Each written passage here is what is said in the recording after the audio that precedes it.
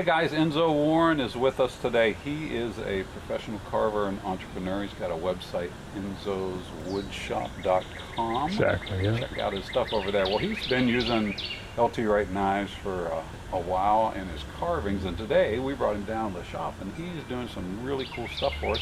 And we want to get his thoughts on the Kerf Carver that we're building for Woodsman. So Enzo, when you look for a carver, let's just start there. Like an overall knife, when you're looking for a carver for your personal uses, what do you look for? Typically what I look for is a knife that's going to be sturdy. I don't like flexible carvers. And I also look for a knife that's going to be comfortable. And comfortable not just in the hand comfort sense, which is important, but also comfortable to actually get whittling done with. So it's got to be versatile.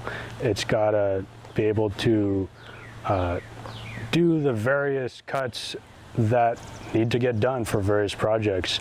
And so I look for typically something with a bit of belly, some straight edge, a tip that's easily controlled, and a handle that I can whittle with for as many hours as I do without getting any hot spots or hand cramps or anything like that.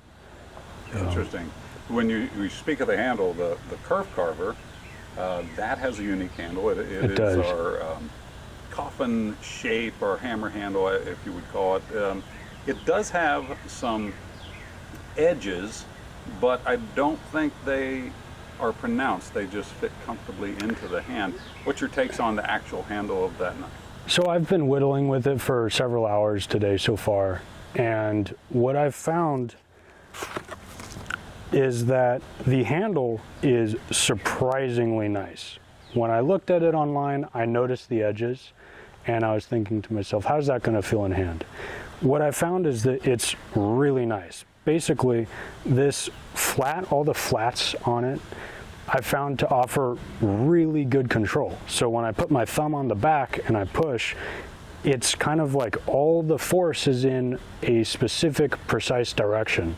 It's really easy to get fine control done. And so later I'll show you guys some really fine carving I did with it, and it's easy because it's easy to control. And either grip, whether I'm with my thumb on the back, pinch grip, either way, it just controls nicely. Yep. I spend a lot of time with the knife in this position, my hand, with this part right seated in my palm. And with that curve, it just sits. It's comfortable. And so whether I'm doing chest pulls and putting a lot of pressure on the handle, because that's something where if a knife has hot spots at the bottom of the handle, instantly I can tell. Especially when I do an hour, 2 hours of using it that way, my hand will feel it. This, it just sits and it's just comfortable. And so whether I'm doing chest pulls with a lot of pressure or kind of these more fine controlled push cuts like this handle just sits so nicely. So that's what I found. Yeah, I also think that the flat spots, as you spoke earlier, they help you with your indexing. They do. I hadn't really Absolutely. given a lot of thought about that flat spot on the back, keeping you controlled, not allowing your thumb to slip to the, let's say, a more rounded, sure, what we would think is a more comfortable handle. But this knife is, as you said, very comfortable in that handle position. Absolutely. Typically though, what I like is having a decent amount of meat, like this basically, on sort of the base of the blade, so that when I'm doing kind of more rigorous material removal where I'm doing chest pulls or whatever, it just works nicely. But I also like having a fine tip so that when there are nooks and crannies that I'm whittling or fine details that have a lot of turns in them where I'm turning the knife on the piece, the fine tip allows the knife to actually turn instead of get stuck or block itself from being able to make that cut. And so with a fine tip like this and on some other knives, I've found that it's nice having both, basically. I like having a knife that has both.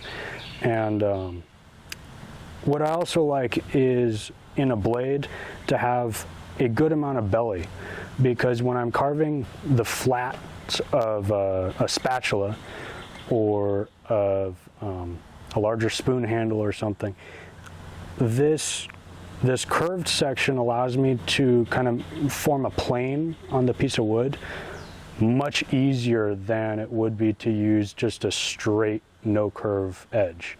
And so I do like having a curved edge on my knife, absolutely. Very cool. So and for a guy who's starting out, let's say trying to get his feet wet, interested in carving, maybe wants to do some spoons, some trinkets, is this a good starting point, that knife? 100%. Yeah. 100%. That would be in your recommended pile of knives? Oh yeah, absolutely. Yeah. Absolutely. I'd say this knife would be great for anybody. Just picking it up, or somebody who's a master at it and has been doing it for 20 years, I think anybody would like it. So. Well, thank you very much for your input. We'd love to see a few of the things that you were able to carve, if you have them with you. Sure. So these are things you've done today with that knife. I have. And again, full disclosure, this is the first day you've handled that knife, right? It is, yes. This morning was the first time I've ever So touched it. It's not like you have months and months under that blade. No, I don't. Yeah, no. So I'm still working on several projects here. I've got a couple spreader blanks that I'm going to be doing up nicely with this knife. Working on a tri-stick, Morse Konski tri-stick. But I've also done 5 of these little heads. Now, those are an Easter Island style head. Basically, you also have yeah. another name for it. Like moais, Okay. Easter Island heads, head statues, whatever you want to call them. They are little faces. They all sit flat, and I found them to be excellent ways to get acquainted with a knife and to develop finer whittling skills, because they've got a lot of different cuts involved, including that planing cut where you're kind of leveraging that knife with the curved section of the blade. It allows you to get these surfaces really flat. All of these heads stand perfectly on a flat surface. I hadn't thought about that. That's a good tip. And then another thing that they do is they're kind of proof of how well a knife controls, the edge controls. Because with a face, a humanoid face, it becomes really apparent when the eyes are uneven or when the nose is a little wonky. And so when you can get faces that are very symmetrical, you're able to really kind of get a feel for how finely that edge controls and how comfortable it is to control the edge. And with these, I mean, it was perfect. First time ever picking up the knife, and there was no problems. It was great. That sounds great. Thank you very much for coming down today and working with a knife, giving us some feedback, and actually making some product. At least go check out Enzo's stuff at enzosworkshop.com. Man, he's got some cool stuff going on. Again, just starting out in the web arena out there, getting his stuff up and running, but always like to support good people. Guys, thank you very much. Enzo, thank you very much for coming down today. And thank you for having me. Giving us some feedback on that knife.